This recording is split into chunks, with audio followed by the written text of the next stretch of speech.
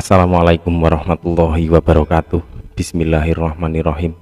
Alhamdulillah, bertemu lagi dengan Syekh Jati Channel. Pada kesempatan kali ini saya berusaha memberikan pandangan bagaimana sebuah zikir itu justru mampu terpengaruh atau dimasuki oleh jin.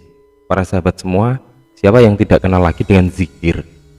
Karena hampir setiap muslim pasti pernah melakukannya. Mengenai benar atau salah zikir yang kita lakukan itu urusan belakangan.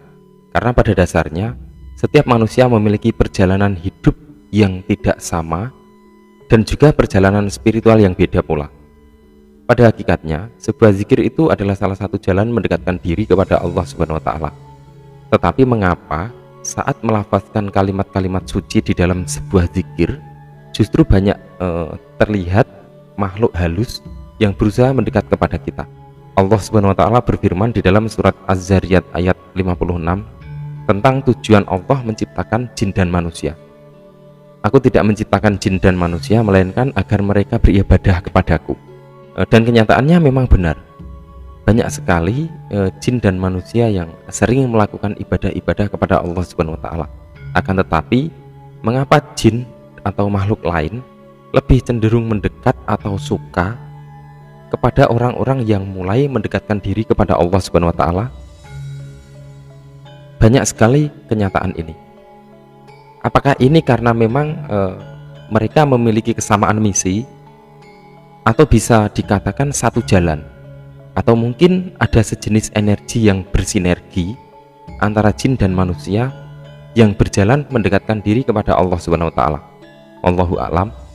Dan kali ini kita berusaha memberikan pandangan tentang apakah yang menjadikan faktor utama jin dan makhluk sejenisnya itu bisa memasuki tubuh manusia, terutama pada saat manusia tekun melakukan zikir dan beribadah kepada Allah Subhanahu wa taala.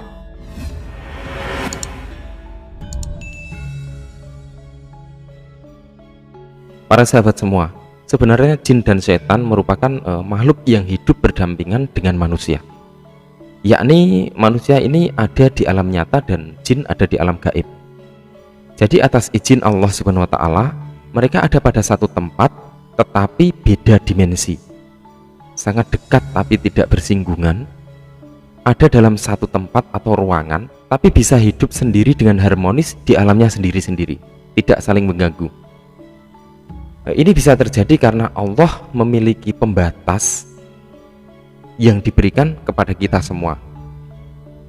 Maka kita sebagai makhluk yang sempurna diciptakan oleh Allah Subhanahu wa taala harus mampu melindungi pembatas dan jangan merusak pembatas tersebut. Lalu apakah sebenarnya penyebab jin atau setan masuk ke dalam tubuh manusia? Lalai beribadah, karena sihir, karena jin memang dipanggil, karena juga transfer energi seperti contoh tenaga dalam, atau mungkin ritual-ritual lain seperti mandi air kembang di tengah malam atau berendam di sungai dan lain-lain. Beberapa hal tersebut mungkin sudah biasa kita dengar ya, tetapi kali ini aku share bagaimanakah jin itu bisa masuk karena zikir kita. Ini adalah inti tema kita kali ini.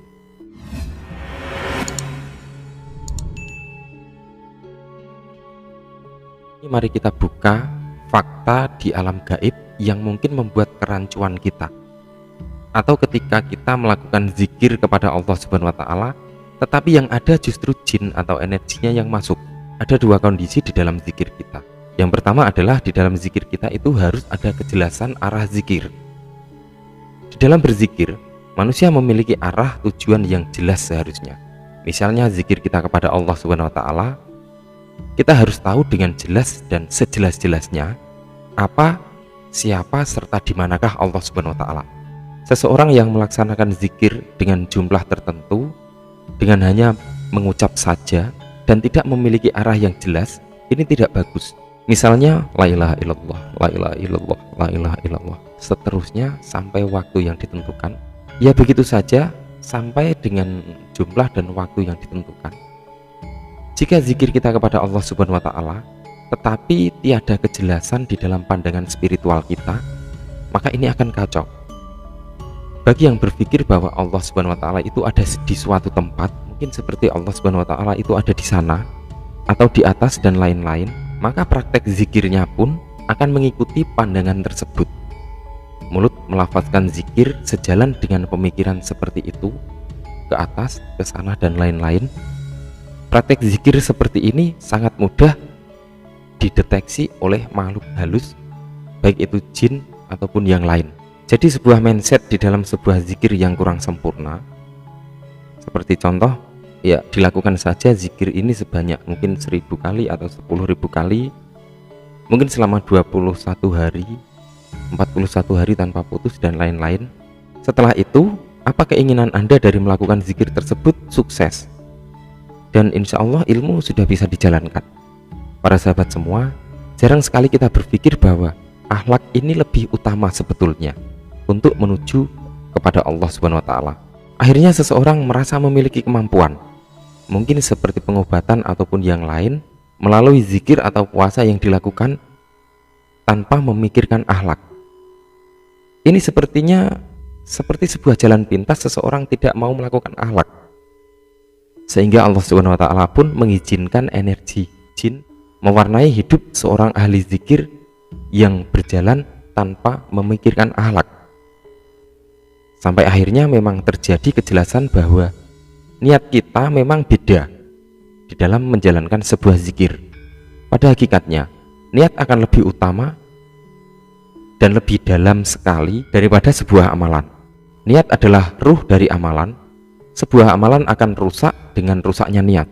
Mulut mengucap atau melafazkan, tetapi akal dan hatinya buta entah kemana. Oleh karena itu, ini aku katakan sebuah zikir keluar diri.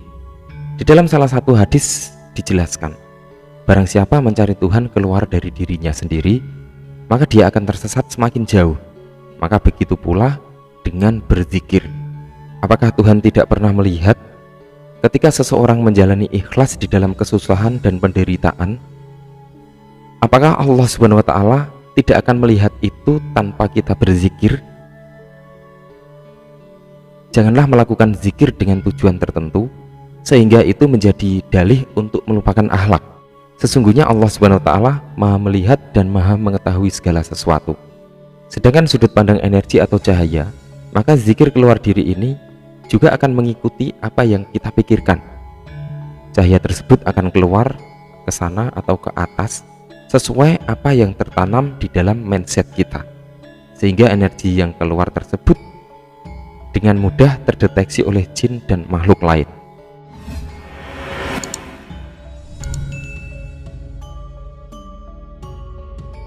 Kemudian yang kedua, zikir ke dalam diri.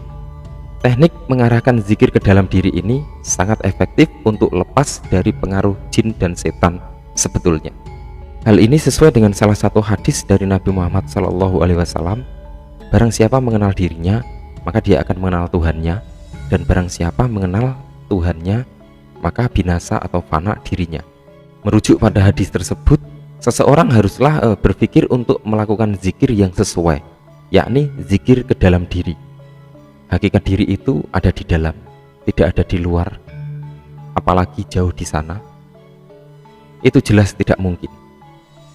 Maka masukkanlah zikir lisan Anda ke dalam pikiran, dari pikiran masuk lagi ke dalam akal, dari akal masuk ke dalam hati, dari hati masuk terus sampai pada kedalaman rasa atau rasa atau kerahasiaan yang selalu terjaga. Lalu dari sini, apakah masih bisa terpengaruh oleh jin dan setan? Bisa juga. Lihatlah fakta di dalam pengalaman batin yang terjadi dalam mimpi atau zikir kita.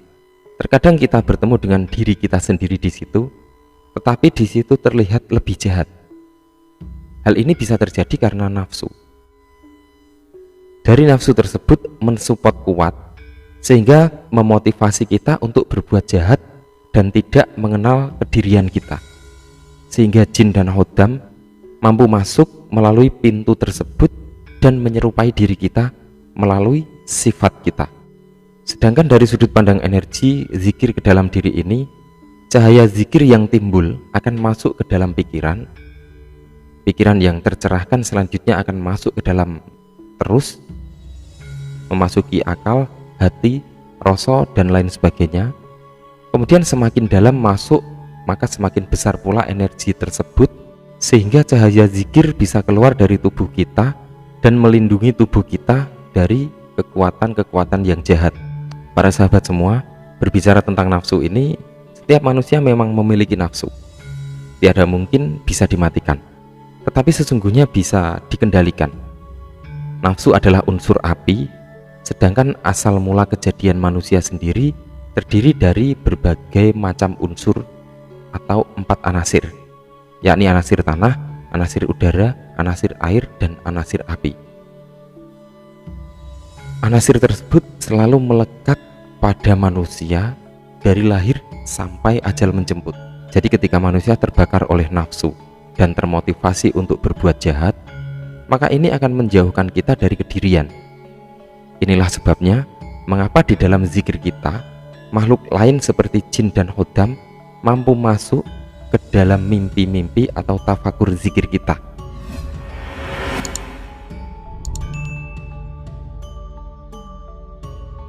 Para sahabat semua, pada dasarnya semua amal dan ibadah akan tertolak tanpa ada pengenalan yang jelas terhadap Allah Subhanahu wa Ta'ala. Ini dijelaskan di dalam salah satu hadis. Pertama sekali di dalam agama adalah mengenal Allah.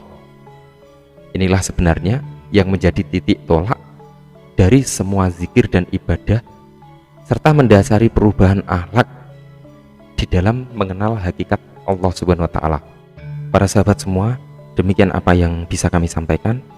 Silahkan pahami betul tiap kata di dalam video ini, atau silahkan tulis di dalam kolom komentar jika ada yang masih kurang jelas. Semoga kita selalu terlindungi oleh cahaya zikir yang teraplikasikan melalui sifat-sifat baik kita atas izin Allah Subhanahu wa Ta'ala. Semoga bermanfaat. Wallahu a'lam bishawab. Wassalamualaikum warahmatullahi wabarakatuh.